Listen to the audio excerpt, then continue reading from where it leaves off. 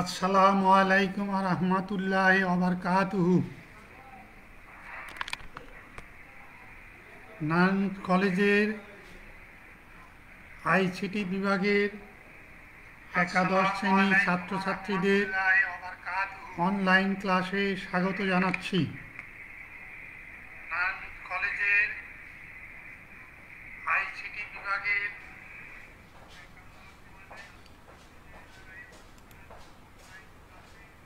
তোমাদের বিগত ক্লাসে আমি তথ্য যোগাযোগ প্রযুক্তির প্রথম অধ্যায়ে বিশ্বগ্রাম পড়াচ্ছিলাম। বিগত 2-3টি ক্লাসে বিশ্বগ্রাম শেষ করতে পারিনি। আজকে ইনশাল্লাহ আমি এই বিশ্বগ্রামটা তোমাদের শেষ করব। তার আগে এর আগের ক্লাসে আমরা কি পড়েছিলাম একটু সামারি করলে আমাদের সুবিধা হবে। কি পড়েছিলাম? 1 নাম্বার পড়িয়েছিলাম বিশ্বগ্রাম কি, বিশ্বগ্রাম ধারণা প্রবর্তনকারীর চিন্তা ভাবনা সম্বন্ধে জানতে পারব। এরপর পড়িয়েছিলাম বিশ্বগ্রামের সুবিধাসমূহ। আশা করি তোমরা সেগুলো ভালোভাবে বুঝতে পেরেছ। আজকে আমি তোমাদের 4 নাম্বার পয়েন্ট, যেটি বিশ্বগ্রাম প্রতিষ্ঠার উপাদানসমূহ সম্পর্কে আমরা জানব। বিশ্বগ্রাম প্রতিষ্ঠার উপাদানসমূহ। আশা করি ক্লাসটি মনোযোগ সহকারে শুনবে। তাহলে আজকে 4 এবং 5 বিশ্বগ্রাম ধারণার সংশ্লিষ্ট প্রধান উপাদানসমূহে জানব। তাহলে আজকে আমরা দুটি জিনিস আলোচনা করব। একটি হচ্ছে বিশ্বগ্রাম প্রতিষ্ঠার উপাদানসমূহ, এলিমেন্ট। আরেকটি হচ্ছে বিশ্বগ্রাম ধারণার সাথে সংশ্লিষ্ট প্রধান উপাদানসমূহ। তাহলে একটি হচ্ছে উপাদানসমূহ, আরেকটি হচ্ছে প্রধান উপাদানসমূহ। এই দুইটি আমি আজকে তোমাদের আলোচনা করব।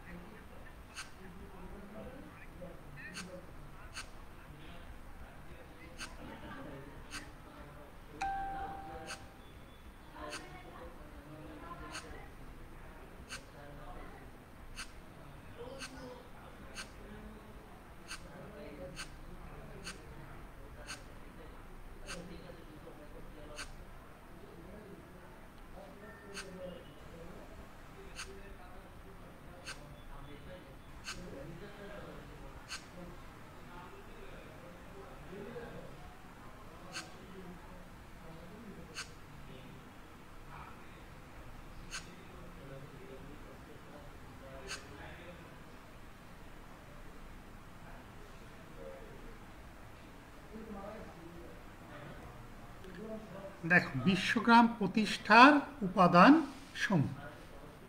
তাহলে 1 নাম্বার উপাদান কি আছে? হার্ডওয়্যার। তোমরা হার্ড মানে তো বুঝো শক্ত, ওয়্যার মানে কি বাংলায় বলা হয় তার, শক্ত তার বা শক্ত জিনিস। যে জিনিসটা শক্ত, ধরা যায় এবং স্পর্শ করা যায় তাকেই বলা হচ্ছে হার্ডওয়্যার। তাহলে আমরা হার্ডওয়্যার তাকেই বলবো যেটা ধরা যায়, স্পর্শ করা যায় এবং তুলনামূলকভাবে ভারী। তাহলে আমরা পর্দায় দেখতে পাচ্ছি 1 নাম্বার, দেখো একটা কি আছে? ডেস্কটপ। 1 নাম্বার কি আছে? ডেস্কটপ। এখন তোমাদের অনেকের বাসায় ডেস্কটপ আছে, ল্যাপটপ আছে।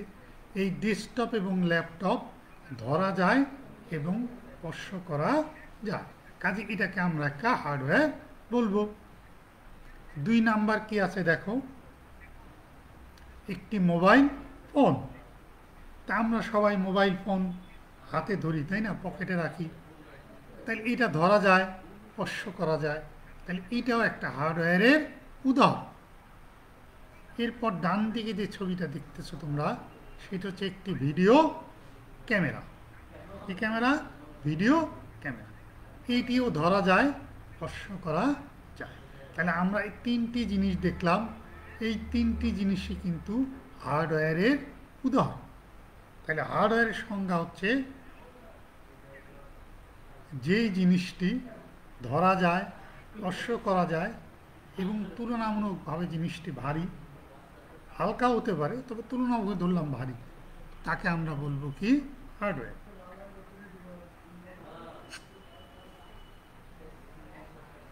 দেখো আরও তিনটি ছবি আমি তোমাদের দেখাবো, এই তিনটিও কিন্তু হার্ডওয়্যারের উদাহরণ। বা পাশের ছবিটা দেখো, রেডিও। তোমরা অনেকেই দেখেছো, রেডিও এখন আর নাই, রেডিওর প্রচলন এখন চলে গেছে, রেডিওর জায়গায় এখন আমাদের টেলিভিশন দখল করেছে। তাহলে এই রেডিওটা আগে প্রচলন ছিল, রেডিও কিন্তু ধরা যায়, স্পর্শ করা যায়, তাহলে রেডিওটাও একটি হার্ডওয়্যারের উদাহরণ বলতে পারো। এরপর মাঝখানে যেটি দেখো সেটি হচ্ছে একটি টেলিভিশন, এটা আগের দিনের টেলিভিশন। তাহলে এটাও ধরা যায় এবং স্পর্শ করা যায়, কাজে এটাকেও আমরা কি বলবো? হার্ডওয়্যার। আর ডান দিকে দেখো, ডান দিকে একটা পেপার পত্রিকা, তাই না? পেপারটা আমরা যখন পড়ি তখন হাতে ধরে পড়ি, তাই না? তাহলে হাতে ধরা যায় এবং স্পর্শ করা যায়। তাহলে আমি এখানে যে 6টি ছবি দিলাম, এই 6টি ছবি কিন্তু হার্ডওয়্যারের উদাহরণ। প্রথম ছবিটি কি দেখিয়েছিলাম? একটি ডেস্কটপ। এরপরে কি দেখিয়েছিলাম? একটি মোবাইল ফোন। এরপরেরটা দেখিয়েছিলাম একটি ভিডিও ক্যামেরা। এরপরে এটা হচ্ছে রেডিও, দ্বিতীয়টা হচ্ছে টেলিভিশন, আর সর্বশেষটা হচ্ছে পত্র পত্রিকা। তাহলে আমি হার্ডওয়্যার কাকে বললে আমি বুঝতে পারলাম, এবং কতগুলো উদাহরণ দিয়ে আমি তোমাদের বোঝানোর চেষ্টা করলাম যে এটি হচ্ছে হার্ডওয়্যার। তোমাদের হার্ডওয়্যার কিন্তু পরীক্ষায় অনেক সময় আসে, হার্ডওয়্যারটা কি, তখন তোমরা সুন্দর করে লিখবে হার্ডওয়্যার হচ্ছে সফটওয়্যার এমন একটি জিনিস যেটি ধরা যায় এবং স্পর্শ করা যায় কিন্তু অনুভব করা যায় না, তাকে আমরা বলবো হার্ডওয়্যার। উদাহরণ কীরকম? রেডিও, টেলিভিশন, পত্রিকা, মোবাইল ইত্যাদি।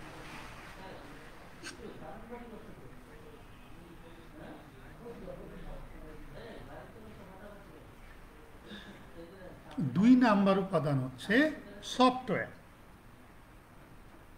সফট মানে যেটা নরম, সফটওয়্যার। আসলে সফটওয়্যারের সংজ্ঞা হচ্ছে, আগে হার্ডওয়্যারের আমি কি বললাম, যেটি ধরা যায় এবং স্পর্শ করা যায়। কিন্তু সফটওয়্যার এমন একটি জিনিস যেটি ধরা যায় না, স্পর্শ করা যায় না, কিন্তু অনুভব করা যায়। দেখো দুটি কিন্তু বিপরীত, একটি ধরা যায় এবং স্পর্শ করা যায়, আর এটি ধরাও যায় না, স্পর্শ করা যায় না, কিন্তু কি করা যায়? অনুভব করা যায়। বাস্তব উদাহরণ দিই, বাতাস। বাতাসকে কি ধরা যায়, স্পর্শ করা যায়? আমি যদি বলি এই তোমরা বাতাসকে ধরে নিয়ে আসো, একটা বস্তার ভিতরে বাতাস ধরে আমার কাছে নিয়ে আসো, পারবা? পারবা না, কারণ বাতাসকে ধরা যায় না, স্পর্শ করা যায় না। এরপরে আমরা আলো, এই যে তোমার আমরা যে রাত্রে লাইটের আলো জ্বলে, তোমাকে যদি বলি আলোটাকে ধরে নিয়ে আসো, পারবা আনতে? পারবা না, কারণ আলোটা ধরা যায় না, স্পর্শ করা যায় না, কিন্তু অনুভব করা যায়। এখন শীতকাল, তাই না? শীতকে কি ধরা যায়, স্পর্শ করা যায়? শীত আসলে আমরা বলি কনকনে শীত আসছে, আমরা কি করি? কোট, টাই, কম্বল এগুলো ব্যবহার করি, তা আমরা অনুভব করি যে শীত আসতেছে, এই জন্য আমাকে মোটা পোশাক পরতে হবে। তাহলে সফটওয়্যার কাকে বললাম? যেটি ধরা যায় না এবং স্পর্শ করা যায় না, কিন্তু অনুভব করা যায়, তাকে বলা হচ্ছে সফটওয়্যার। সোজা কথা, আমাদের কম্পিউটারের ভিতরে অথবা ল্যাপটপের ভিতরে যে জিনিসগুলো থাকে, যে প্রোগ্রামগুলো থাকে, তাকে আমরা বলবো কি সফটওয়্যার। যে প্রোগ্রামগুলো থাকে তাকে হচ্ছে আমাদের সফটওয়্যার। যেমন বা পাশে একটি ছবি দিলাম, দেখো সিডির ভিতরে বিভিন্ন ধরনের ডাটা ইনফরমেশন আছে, এটাকে আমরা বলবো সফটওয়্যার।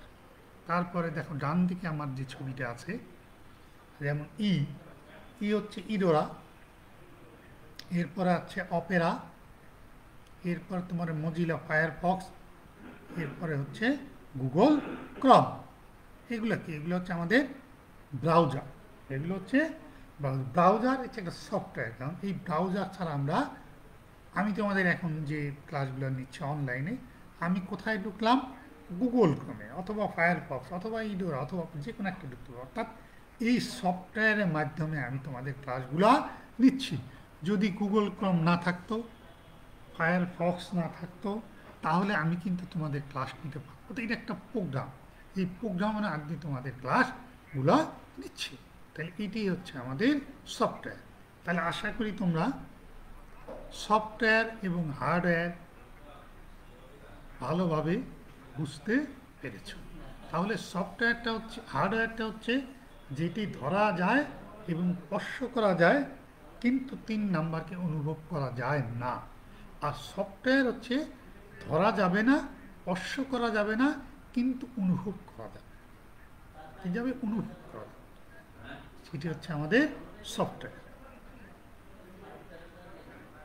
তাহলে 1 নাম্বার পয়েন্ট গেল হার্ডওয়্যার, 2 নাম্বার হচ্ছে সফটওয়্যার, 3 নাম্বার আমরা দেখো ইন্টারনেট সংযুক্ততা বা কানেক্টিভিটি। ইন্টারনেট সংযুক্ততা বা কানেক্টিভিটি, একটু মজার জিনিস, তাই না? আচ্ছা, এখন ইন্টারনেট সংযুক্ততা বা কানেক্টিভিটি অর্থাৎ তোমাকে কিন্তু হার্ডওয়্যার আছে, সফটওয়্যার আছে, কিন্তু ইন্টারনেট কানেকশান নাই। তাহলে বলো দেখি, আমি তোমাদের কি ক্লাসগুলো নিতে পারবো? অবশ্যই না। কারণ আমার হার্ডওয়্যার আছে, এখানে আমার কম্পিউটার আছে, কম্পিউটারের ভিতরে সফটওয়্যার আছে, সবই আছে, কিন্তু আমার ইন্টারনেট কানেক্ট নাই বা ইন্টারনেট বিচ্ছিন্ন। তাহলে আমি কিন্তু তোমাদের ক্লাস নিতে পারবো। তাহলে ইন্টারনেট কানেকশান আমাকে থাকতে হবে, হার্ডওয়্যারে থাকতে হবে, সফটওয়্যারে থাকতে হবে, তাহলেই কিন্তু আমি বিশ্বগ্রাম বাস্তবায়ন করতে পারব। তাহলে এই জিনিসটা তোমরা বুঝতে পারলে যে কানেক্টিভিটিটা কত ইম্পর্টেন্ট জিনিস। আরেকটি উদাহরণ দিই, তুমি এখান থেকে আমেরিকা তোমার এক বন্ধুর সাথে আলাপ করবে অনলাইনের মাধ্যমে। এখন আমাকে বলো, তোমার বাসায় অনলাইন ওয়াইফাই কানেকশান নাই, তোমার মোবাইলে নেটওয়ার্ক নাই, তোমার এখানেও ল্যাপটপ আছে, তোমার এখানে মোবাইল আছে, আমেরিকায় তোমার বন্ধুর কাছে ল্যাপটপ আছে, তোমার বন্ধুরও মোবাইল আছে। এখন আমাকে বলো, ইন্টারনেট সঙ্গে যদি না থাকে, তুমি কি তোমার আমেরিকার বন্ধুর সাথে কথা বলতে পারবে? পারবে না। কেন পারবে না? কারণ ইন্টারনেট কানেকশানটা খুব ইম্পর্টেন্ট। কানেকশান আমাকে অবশ্যই থাকতে হবে। অর্থাৎ বিশ্বগ্রামের আমি যে উপাদানগুলো বলবো সবগুলাই ইম্পর্টেন্ট, একটি অপরটির সাথে ওতপ্রোত জড়িত, একটি ছাড়া অপরটি চলবে না। আমি যদি বলি আমার হার্ডওয়্যার সফটওয়্যার নাই, ইন্টারনেট কানেক্টিভিটি আছে, তাহলে আমি কথা বলতে পারব। ঠিক আছে? তাহলে আমাদের সবগুলো জিনিস আমার ইম্পর্টেন্ট। তাহলে 3 নাম্বারটা হচ্ছে ইন্টারনেট সংযুক্ত বা কানেক্টিভিটি।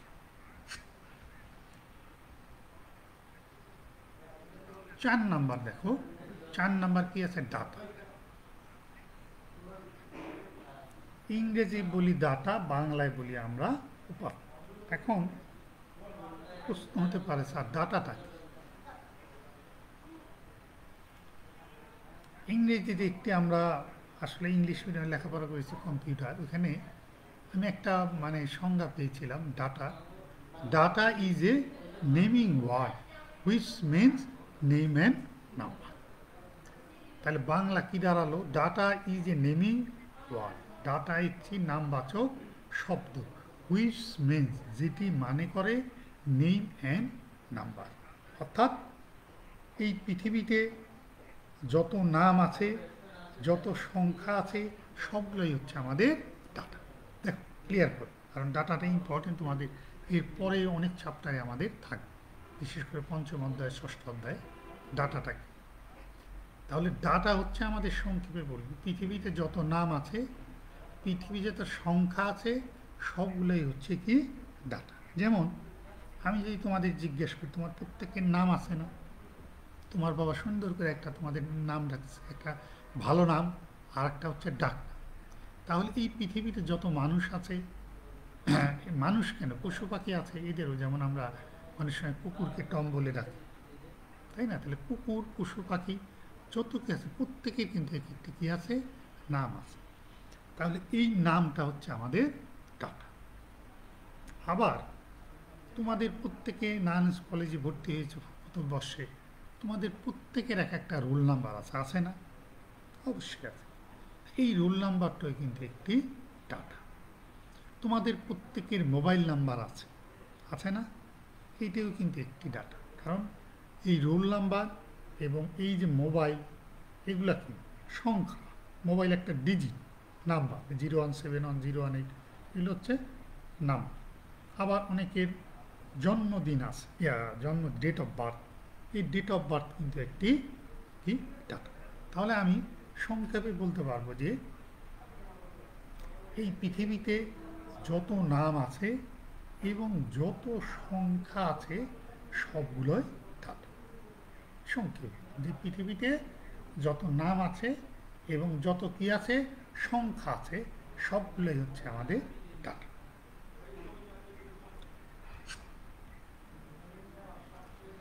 হ্যাঁ, এরপর 5 নাম্বারটা দেখো, আরো বেশি ইম্পর্টেন্ট, মানুষের জ্ঞান বা সক্ষমতা, ইংরেজিতে বলা হয় ক্যাপাসিটি।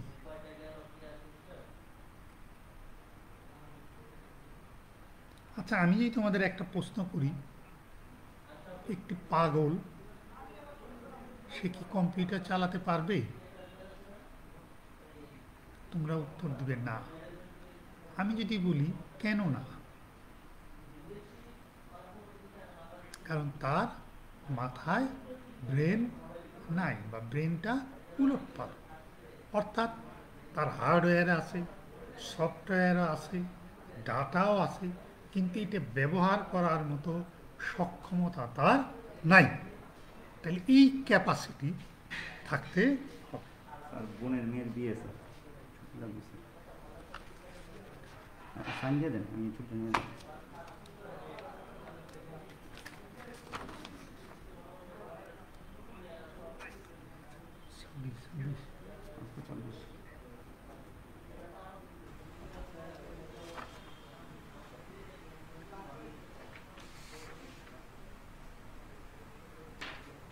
আচ্ছা, তাহলে ক্যাপাসিটি তোমরা বুঝতে পারলে যে সক্ষমতা, যে আমার একজনের হার্ডওয়্যার আছে, সফটওয়্যার আছে, কানেক্টিভিটি আছে এবং ডাটাও আছে, কিন্তু তার এইটা ব্যবহার করার মতো জ্ঞান বা বুদ্ধি নাই। তাহলে সে কিন্তু বিশ্বগ্রাম প্রতিষ্ঠা করতে পারবে না। তাহলে এই জ্ঞান বা সক্ষমতা, এইটাই কিন্তু আমাদের একটা ইম্পর্টেন্ট জিনিস।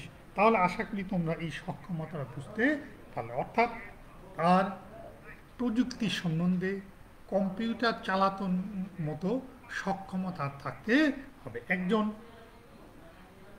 গাড়ি চালাতে পারে না, তাকে যদি একটা নতুন গাড়ি কিনে চালাতে দাও, সে তো অ্যাক্সিডেন্ট করবে, করবে না? অবশ্যই করবে, কারণ সে তো গাড়ি চালানো জানে না, ড্রাইভিং লাইসেন্স নাই তার।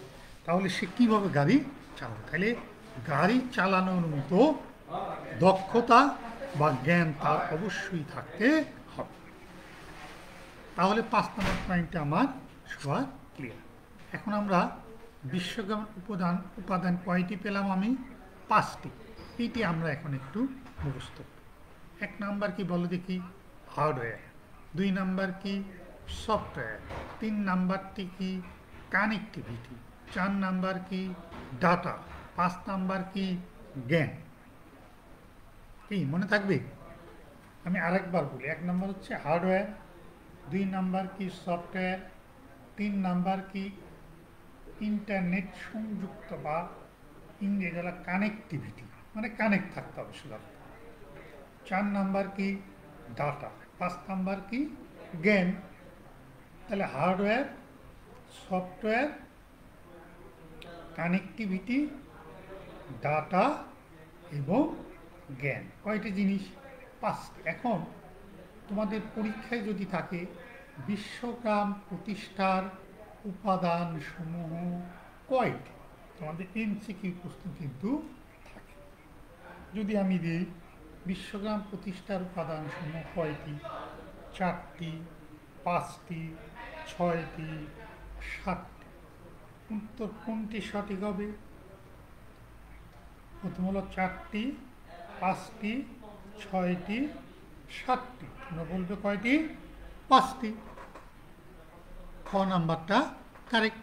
তাহলে বিশ্বগ্রাম প্রতিষ্ঠান উপাদান সমূহ আমাদের সবার ক্লিয়ার হয়েছে। এরপরে আমরা পরের টপিকসে যাব। তোমাদের বিগত ক্লাসগুলোতে তোমার সাউন্ডের প্রবলেম বলছিল, আজকের ইনশাল্লাহ তোমাদের সাউন্ডের সমস্যাটা মনে হয় নাই।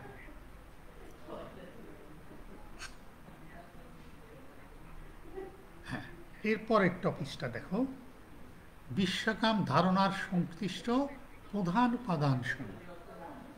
এর আগে যেটা করলাম শুধু অনলি ফর এলিমেন্ট উপাদান, আর এখানে কি বললাম? প্রধান উপাদান। দেখো দুইটার ভিতরে কিন্তু পার্থক্য আছে, একটা হলো প্রধান আর একটি হচ্ছে শুধু সাধারণ। এখন প্রধান উপাদানগুলো কি সেটা আমরা বলি। 1 নাম্বার কি? কমিউনিকেশন বা যোগাযোগ। তোমাদের বিশ্বগ্রামের সংজ্ঞার সময় কিন্তু বলেছি যে আমাদের আসলে বিশ্বগ্রাম মানেই কিন্তু কমিউনিকেট, একজনের সাথে আর একজনের যোগাযোগ করা।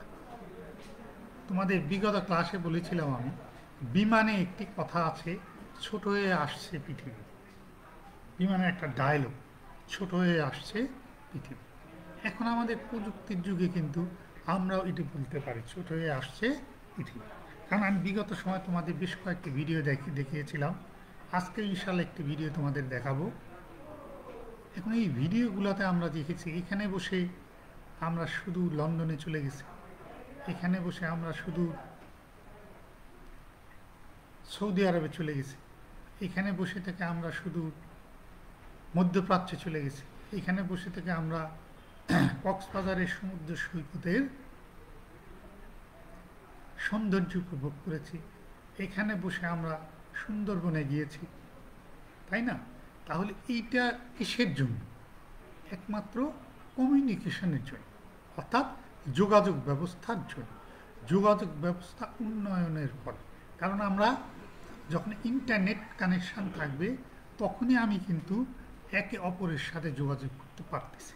আমরা যে উপাদানগুলো বললাম, উপাদানের ভিতরে আমাদের যে পয়েন্টগুলো আছে 5টি পয়েন্ট, এই 5টি পয়েন্ট একত্রে হলেই আমরা একজন আরেকজনের সাথে কমিউনিকেট করতে পারব।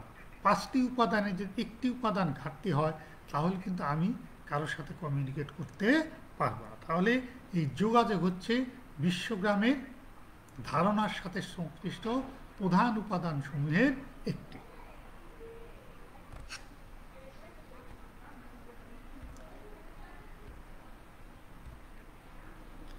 হ্যাঁ, 2 নাম্বার দেখো আমাদের কর্মসংস্থান বা ইংরেজিতে বলা হয় এমপ্লয়মেন্ট। কর্মসংস্থান কি? আমাদের প্রযুক্তি যদি উন্নতি হয় তাহলে আমাদের কর্মসংস্থানের সুযোগ বৃদ্ধি হবে। কারণ সবাই জানো আমাদের দেশ বেকার সমস্যা প্রকট, বিশেষ করে এই করোনার সময় অনেক লোকের চাকরি চলে গেছে। এখন এই লোকদের চাকরি যদি সরকার দিতে চায় তাহলে কি করতে হবে? এই প্রযুক্তির উন্নয়ন ঘটাতে হবে। তোমাদের বিগত ক্লাসে আমি ই কমার্স, টেলিমেডিসিন এগুলো পড়িয়েছিলাম। ই কমার্স, টেলিমেডিসিন এগুলো কিন্তু আমাদের এই বিশ্বগ্রাম ধারণার সাথে সংশ্লিষ্ট। যেমন এখন কোনো জিনিস কিনতে হলে আর নিউ মার্কেটে বা গাউসিয়াতে যাওয়ার কোনো প্রয়োজন নাই। এখন বলি কেন? কারণ তুমি ঘরে বসে অর্ডার দিলেই সেই প্রোডাক্টটা তোমার বাসায় চলে আসবে। আমি নিজেও দেখেছি অনেক ছেলে মেয়ে কিন্তু এটি করে বেশ অনেক পয়সা উপার্জন করতেছে। ওরা একটা সাইকেল নিয়ে সারাদিন বিভিন্ন প্রোডাক্টগুলা বাড়ি বাড়িতে সরবরাহ করে। তাহলে এই এমপ্লয়মেন্ট অর্থাৎ আমাদের যদি প্রযুক্তির উন্নয়ন হয় তাহলে আমাদের কর্মসংস্থান কী হবে? বৃদ্ধি পাবে। তাহলে 1 নম্বর পয়েন্ট কি বললাম? কমিউনিকেশন বা যোগাযোগ। 2 নম্বর কি বললাম? কর্মসংস্থান। 3 নম্বর পয়েন্টটা কি আছে? শিক্ষা বা বাংলায় বলা হয়, ইংরেজিতে বলা হয় এডুকেশন। আচ্ছা, এডুকেশনের সাথে এই বিশ্বগ্রামের সংশ্লিষ্টতা কোথায়? এখন তোমাদের যদি করোনা পরিস্থিতি ভালো হতো তাহলে তোমাদের তো কলেজে আসার কথা, কলেজেই আমরা ফিজিক্যালি ক্লাস নেওয়ার কথা, কিন্তু করোনার কারণে আমরা কিন্তু এই ক্লাসগুলো এখন তোমাদের নিতে পারছি না। এর অর্থ এই নয় আমাদের ক্লাসটা কিন্তু বন্ধ না, চালু আছে। কিসের কারণে? একমাত্র প্রযুক্তির কারণে। ঠিক তেমনি তোমাদের আগের ক্লাসে মনে বলেছিলাম যে একটি ছেলে বা মেয়ে ইন্টারমিডিয়েট পাস করার পর সে যদি আমেরিকায় কোথাও পড়ালেখা করতে চায়, ইঞ্জিনিয়ারিং, মেডিকেল বা অন্য কোনো বিষয়ে, তখন সে কিন্তু এখানে ঘরে বসেই ইন্টারনেট ব্যবহার করে ওই ইউনিভার্সিটির সাথে যোগাযোগ করে কাগজপত্র সাবমিট করে সে কিন্তু উইদিন 15 থেকে 20 দিনের মধ্যে আমেরিকায় চলে যেতে পারবে। কিন্তু একটা সময় ছিল যখন আমাদের 30-35 বছর আগে, যখন আমরা ঢাকা বিশ্ববিদ্যালয়ে পড়ালেখা করেছি, তখন আমাদের অনেক বন্ধু বান্ধব বিদেশে ট্রেনিংয়ে গেছে বা তোমাদের পিএইচডি করতে গেছে। আমি দেখেছি ওদেরকে এই ইউনিভার্সিটি যেতে 6 থেকে 7 মাস সময় ব্যয় করতে হয়েছে। এখন বলে স্যার 6-7 মাস কীভাবে? অর্থাৎ তখন এখান থেকে আমেরিকার চিঠি যাইতে 15 থেকে 1 মাস সময় লাগে। তো প্রথমে একটা বিশ্ববিদ্যালয়ে ওরা অ্যাপ্লাই করতো, এরপর ওই বিশ্ববিদ্যালয় কী করতো, তার কোয়ালিফিকেশান দেখার পর তাকে যদি পছন্দ হয় তখন তাকে একটা পরীক্ষা দিতে হতো। তখন সে পরীক্ষায় টিকলে তখন তাকে আবার একটি কার্ড পাঠাতো যে তুমি আমাদের এখানে আসতে পারো। তার টোফেল জিআরই যদি ঠিক থাকে তখন তাকে বলে ঠিক আছে তুমি আমাদের দেশের জন্য ফিট, তুমি আসতে পারো। তখন কি করতে হবে? তাকে ভিসা অফিসে গিয়ে ভিসা ফেস করতে হতো। এতে আমাদের 6 থেকে 7 মাস সময় লেগে যেত।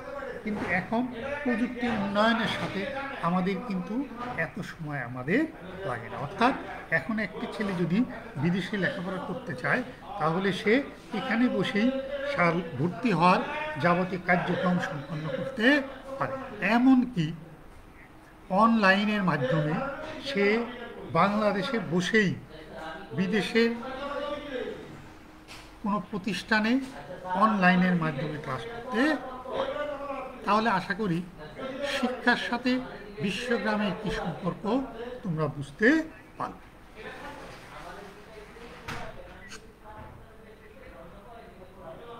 এরপরে 4 নাম্বার আসি, চিকিৎসা, হেলথ কেয়ার অ্যান্ড ট্রিটমেন্ট।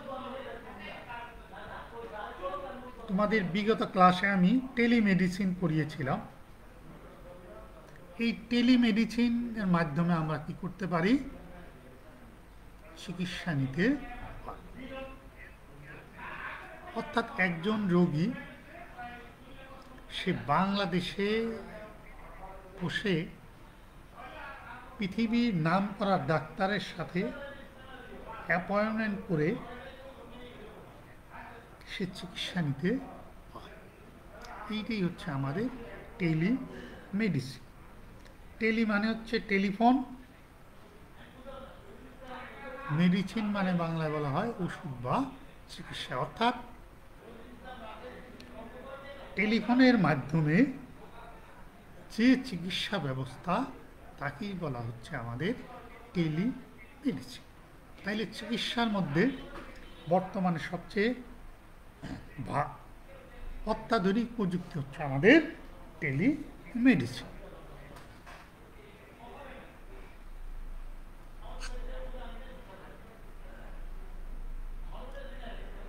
পাঁচ নাম্বার পয়েন্টটি হচ্ছে গবেষণা।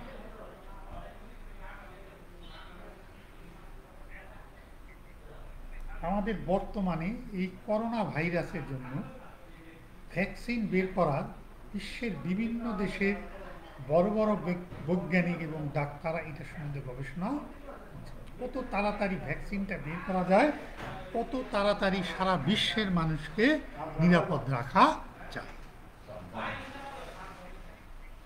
এখন এই গবেষণার প্রয়োজনে তাকে অবশ্যই এই করোনা ভাইরাস এর আগে ছিল কিনা এবং এর আগে কেউ প্রতিশোধ বের করেছিল কিনা, এগুলা কিন্তু অতি ইতিহাস আমাকে দেখতে হবে। দেখার পর সে কি পদ্ধতিতে এই চিকিৎসা বের করেছে সেইগুলা অ্যানালাইসিস করেই সে ভবিষ্যতে আরেকটি প্রতিষেধক সে বের করে। এখন সে যদি গবেষণা না করে, অর্থাৎ সে সারাদিন রাত দিন পরিশ্রম করলো, 6 মাস পরিশ্রম করার পর সে যে অ্যান্টিবায়োটিক্সটা বের করলো, দেখা যাবে এই অ্যান্টিবায়োটিক্সটা অন্য দেশের আরেকজন বের করেছে। তাহলে কি হলো তার? এই যে 6 মাস রাত দিন পরিশ্রম করলো পুরাটাই তার কিন্তু বৃথা। যেমন একটা উদাহরণ দিই, কচুরি পানা থেকে কাগজ তৈরি করা যায়। আমরা সাধারণত বাঁশ দিয়ে কাগজ তৈরি করা হয়, যে ওই যে চন্দ্রকোনা পেপার মিল আছে, আমি নিজে সেখানে গেছি, ওইখানে বাঁশ দিয়ে কী তৈরি করে, তোমাদের যে খাতায় লেখো কাগজ, কিন্তু কচুরি পানা দিয়েও তৈরি করা যায়। এখন তুমি যদি গবেষণা করে বের করো কচুরি পানা থেকে তৈরি করা যায় বা বাঁশ দিয়ে তৈরি করা যায়, আরে বাঁশ দিয়েতে একজন অনেকে তৈরি করে রাখছে আগে, কচুরি পানা দিয়েও তৈরি করে রাখছে। এখন এটা তো তুমি জানো যে আগে এই জিনিসগুলো দিয়ে পরীক্ষা হয়েছে, তোমাকে কি করতে হবে, এখন নতুন কোনো আইটেম দিয়ে তোমাকে পরীক্ষা করতে হবে। এইটি হচ্ছে আমাদের গবেষণা বা রিসার্চ।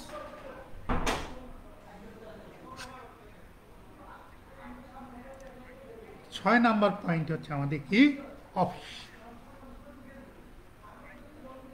দেখেন অফিসের ভিতরে একটি কথা আছে, অফিস অটোমেশন। তোমাদের এটা নাই, আমাদের অনার্সে আমরা এটা পড়াই, অফিস অটোমেশন। অফিস অটোমেশনের বাংলা হচ্ছে অফিসটাকে অটোমেটিক করা বা অত্যাধুনিক করা। পেপারলেস অফিস, তোমরা হয়তো অনেকেই জানো আমাদের বাংলাদেশে যত মন্ত্রণালয় আছে এর মধ্যে একটি মন্ত্রণালয় আছে যে মন্ত্রণালয়ে কোনো কাগজপত্র নাই। আমি নিজেও সেই মন্ত্রণালয়ে গিয়ে দেখেছি, সেই মন্ত্রণালয়ে কোনো কাগজপত্র নাই। সারাদিন ঠিক আছে, আমি এখানে 12টা বাজে হাস। ওই স্যার কি পড়ায় বানান করো তো।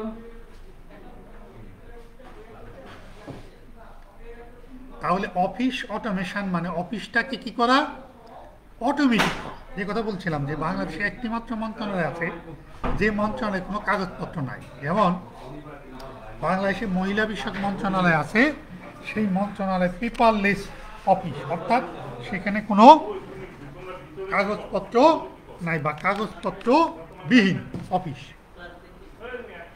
যেমন তোমরা দেখো বাঁ দিকে একটা ছবি দেখাচ্ছি, বাঁ দিকে ছবিতে দেখো কি সুন্দর টেবিল, এখানে ল্যাপটপ ডেস্কটপ সুন্দর করে সাজানো আছে, অফিসটা কি সুন্দর।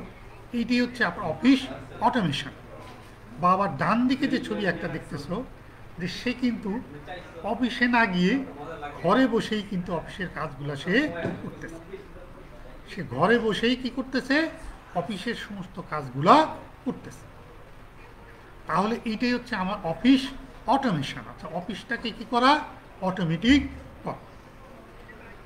তাহলে তোমরা অফিসের সাথে বিশ্বগ্রামের সম্পর্ক কি, তোমাদের এই ধারণাটি পরিষ্কার হয়েছে।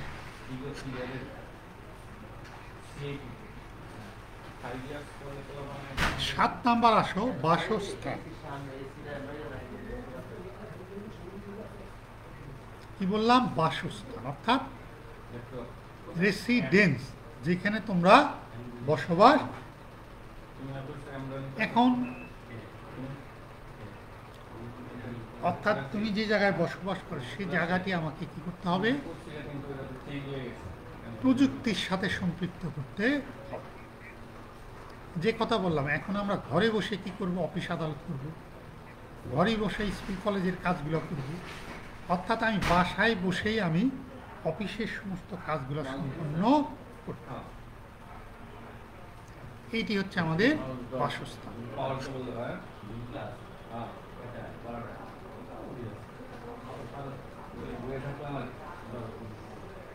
8 নাম্বার দেখো, ব্যবসা বাণিজ্য বা ইংরেজিতে বলা হয় বিজনেস।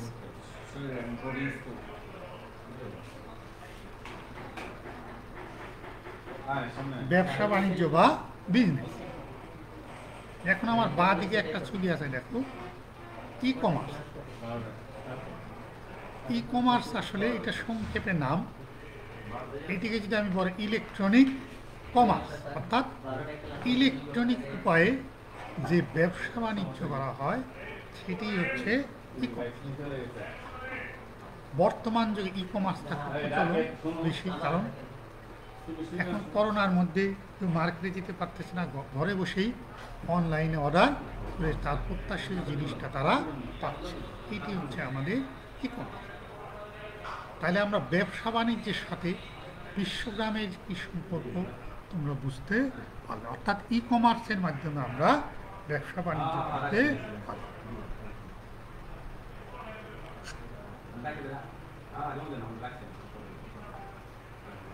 9 নাম্বার দেখো, সংবাদ বা নিউজ। আমরা ঘরে বসে বিবিসি, CNN এগুলোর মাধ্যমে সারা পৃথিবীর যে কোনো খবর তাৎক্ষণিক জানতে পারছি। কিছুদিন আগে আমেরিকায় ইলেকশন হলো, এই ইলেকশনের সমস্ত খবর কিন্তু আমরা ঘরে বসেই শিখতে দেখতে পাবো।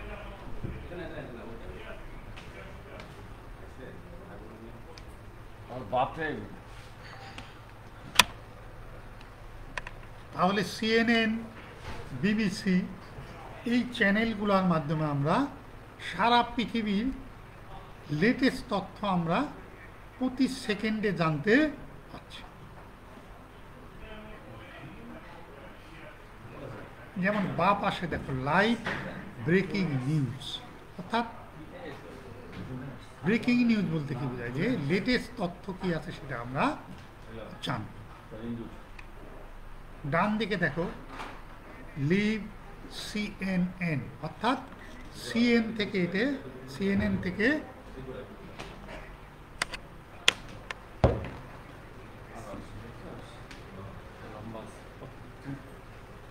যেমন CNN থেকে এটা সঞ্চার করা যে কোনো লেটেস্ট নিউজ।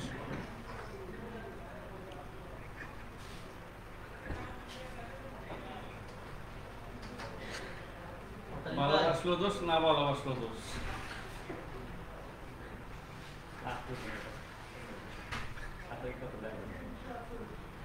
আচ্ছা, 10 নম্বর পয়েন্ট দেখি আমরা, বিনোদন ও সামাজিক যোগাযোগ, এন্টারটেইনমেন্ট অ্যান্ড সোশ্যাল কমিউনিকেশন।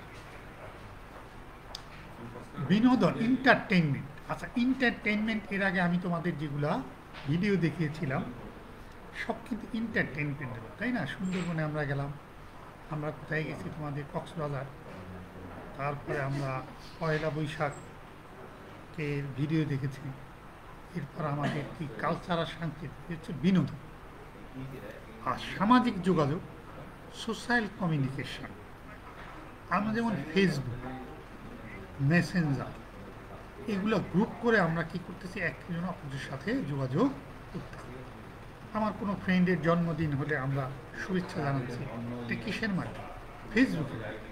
আগে কিন্তু এটা আমাদের ছিল না।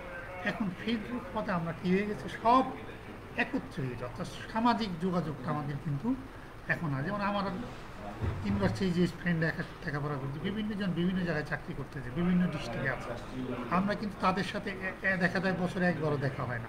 কিন্তু ঢাকা ইউনিভার্সিটি প্রতি বছর প্রোগ্রাম হয়, আমাদের অ্যাডমিনিস্ট্রেশন আছে, ওখান থেকে প্রতি বছরে একবার দেখা হয়।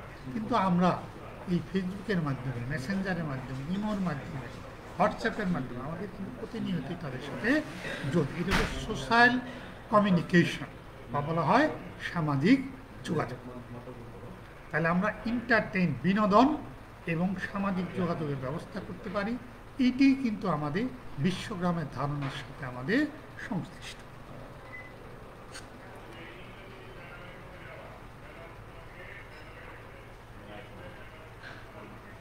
এগারো নাম্বার দেখো, সাংস্কৃতিক বিনিময় বা কালচারাল এক্সচেঞ্জ।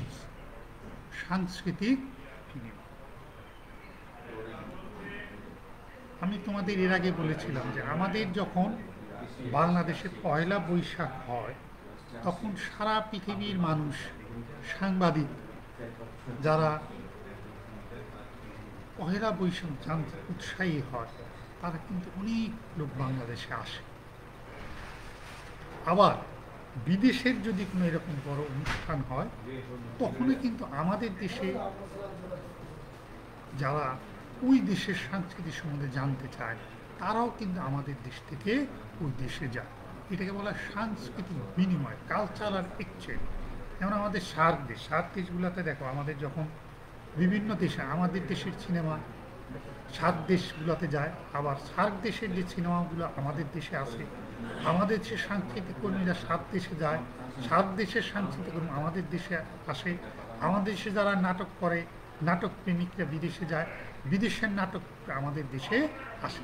এবং আমাদের দেশে যারা ভালো গান গায়, তারা বিদেশে গিয়ে গান গায়, আবার বিদেশে যারা গান গায়, তারাও আমাদের দেশে আসে। এই যে একটা বিনিময়, অর্থাৎ বিনিময় সুবিধা কি, আমি বিশ্বের সাংস্কৃতিক এমন জানতে পারতেছি, ওরাও কিন্তু আমাদের দেশের কালচার তারা জানতে পারতেছে। এটি হচ্ছে আমাদের সাংস্কৃতিক বিনিময়, কালচারাল এক্সচেঞ্জ।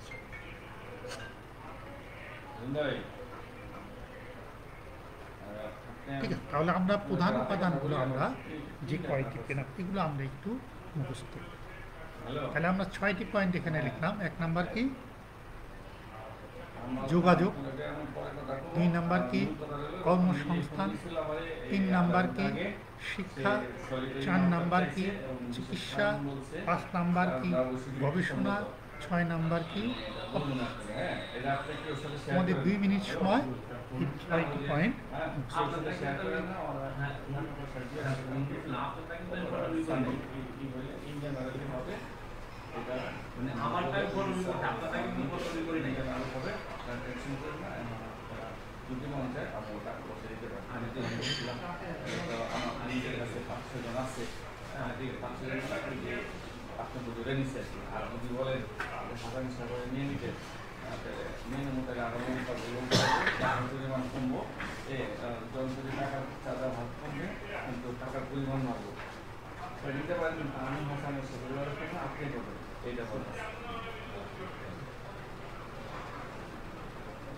তাহলে যোগাযোগ, কর্মসংস্থান, শিক্ষা, চিকিৎসা, গবেষণা এবং লাস্ট কি,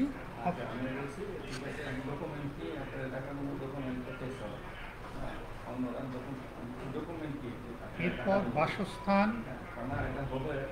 ব্যবসা বাণিজ্য, সংবাদ, বিনোদন ও সামাজিক যোগাযোগ।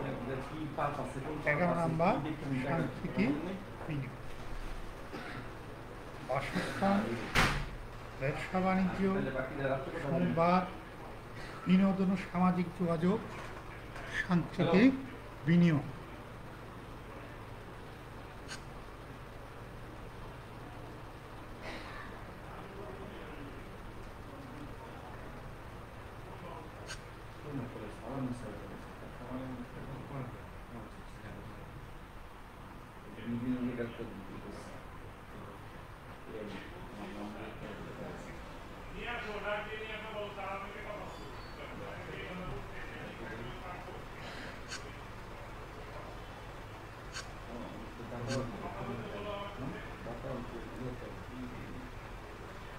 পাঠ মূল্যায়ন, গ্লোবাল ভিলেজ বা বিশ্বগ্রামের সুবিধা এবং অসুবিধাগুলি লেখ। দেখো, আমি তোমাদের কিন্তু সবগুলো সুবিধায় লিখেছি, অসুবিধা কিন্তু আমি তোমাদের একটিও বলিনি। তোমরা অসুবিধাগুলো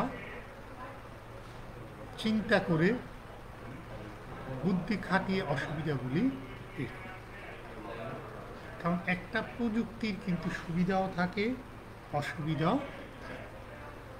খালি সুবিধা যদি পড়ো তাহলে অসুবিধাটা জানা হবে না, অসুবিধা জানলে সুবিধা জানা হবে। তাহলে প্রযুক্তির সুবিধা এবং অসুবিধাগুলো, সুবিধা তোমাদের আমি লিখে দিয়েছি, অসুবিধাগুলো তোমরা লিখবে। মিনিমাম 20টি পয়েন্ট তোমরা লিখবে।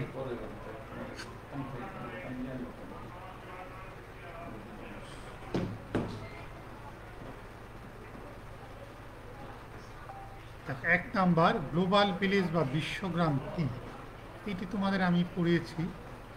এরপর বিশ্বগ্রামের ধারণা ব্যাখ্যা। তাহলে বিশ্বগ্রামকে এটি এক লাইনে উত্তর দিবে, আর বিশ্বগ্রামের ধারণা ব্যাখ্যা করো। এটা একটি উদাহরণ দিয়ে তোমাকে আরেকটু 2 লাইন 3 লাইন লিখতে হবে। আর 2 নাম্বার পয়েন্ট যেটা, গ্লোবাল ভিলেজ ও বিশ্বগ্রামের সুবিধা ও অসুবিধাগুলা লিখবে।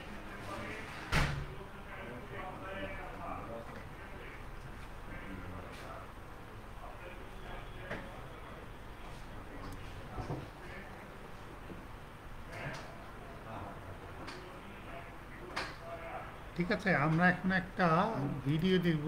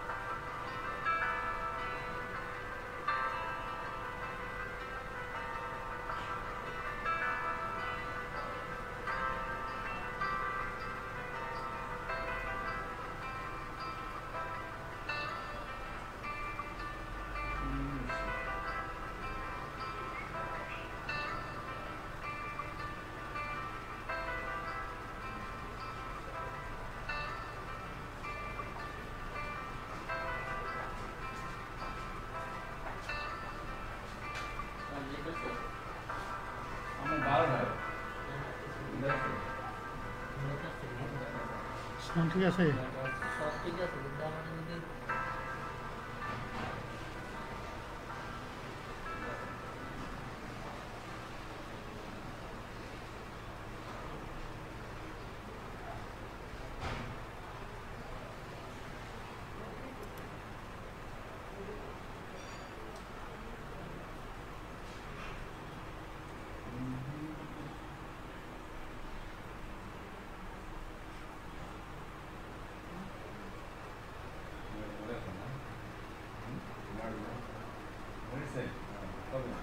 আশা করি তো ভিডিওটা তোমাদের ভালো লেগেছে। সবাই ভালো থাকো, সুস্থ থাকো।